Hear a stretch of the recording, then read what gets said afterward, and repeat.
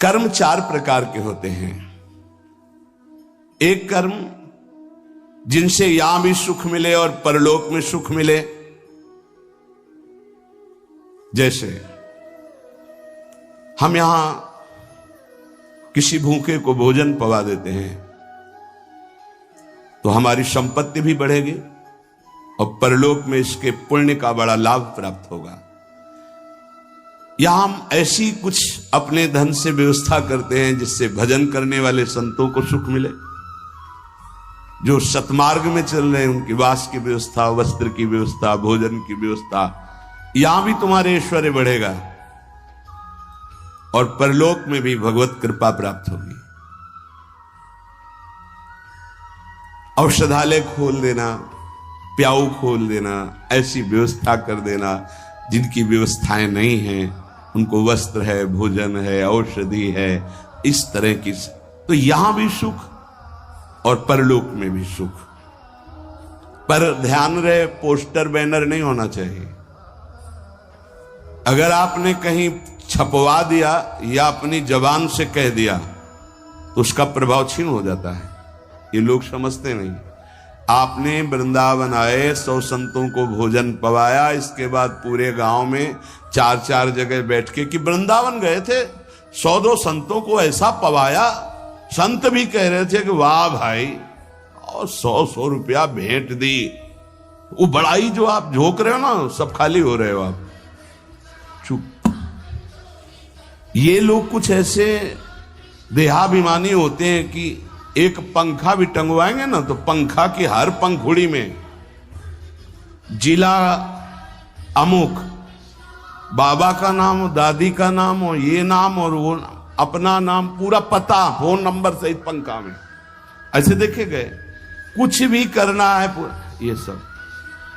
तुम्हें अपने नाम की चिंता है या संतों की सेवा की चिंता हुई?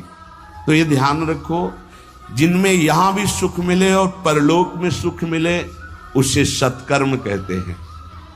सत्कर्म गुप्त होना चाहिए, पर अभिमान गुप्त होने नहीं देगा, पक्का।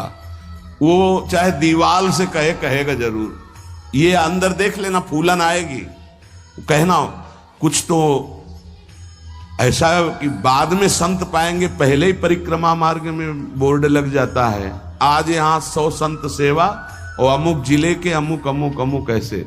तब ये लगता है कि कैसे तुम नादान बच्चे हो, तुम्हें इतना बड़ा सौभाग्य सुकृत का मिला था, इतना महान सत्कर्म हो, तुमने सब मिटिया मेट कर दिया।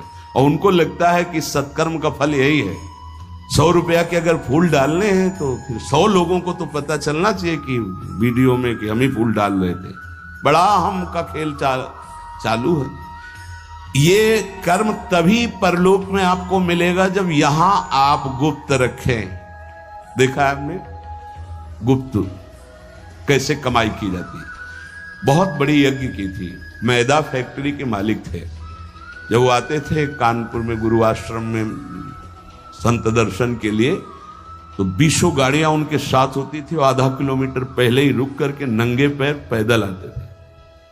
जब वो यज्ञ करवाए तो एक हाथ में झाड़ू सोहनी और एक में डलिया, और जो ऐसे खा पी के दोना पत्तल फेंक देते वो उठाते। कहीं कोई पोस्टर नहीं, कहीं और इतनी दिव्य सब खान पान सामग्री सब ऐसी, और वो केवल चेक करते थे अपने कार्यकर्ताओं का, झाड़ू लिए हुई है वो लिए। कोई जैसे पूछता यज्ञ कौन करवा रहा, तो बोले हमको तो यहाँ दोना पत्तल फेंकने की सेवा मिली, हमें तो पता नहीं। कोई जान नहीं पाया कौन करवा रहा है। अपने लोग इसलिए जानते थे कि प्रेरणा से हो रही थी। ऐसे सत्कर्म की कोई जान ही नहीं पाया कि किसने करवाई यज्ञ। और इतना बड़ा खान पान, कानपुर महानगर जहां लाखों लोग खाते पीते, उनके पास कोई कमी नहीं, कहीं भी कोई अभिमान का लेश मात्र नहीं। दूसरा मतलब पहला है जो इस लोक और परलोक दोनों में सुख प्रदान करे, वो ऐसे धार्मिक सत्कर्म। दैन्यता की मूर्ति, साधुता अपने आप आ जाएगी जब आप ऐसा समर्पण करेंगे। कितने ऐसे, एक नहीं कितने ऐसे जिनको ये है नहीं कि हमारी जानकारी कोई कि हम कुछ सेवा करते हैं। अहम को पुष्टता चाहिए। इस लोक परलोक में यदि अपने कर्म का जो सुकृत है तो भगवान से प्रार्थना करो कि कोई न जान पावे, ऐसा कार्य करो, तो वो आपको इस लोक और परलोक दोनों में उन्नति प्रदान करेगा।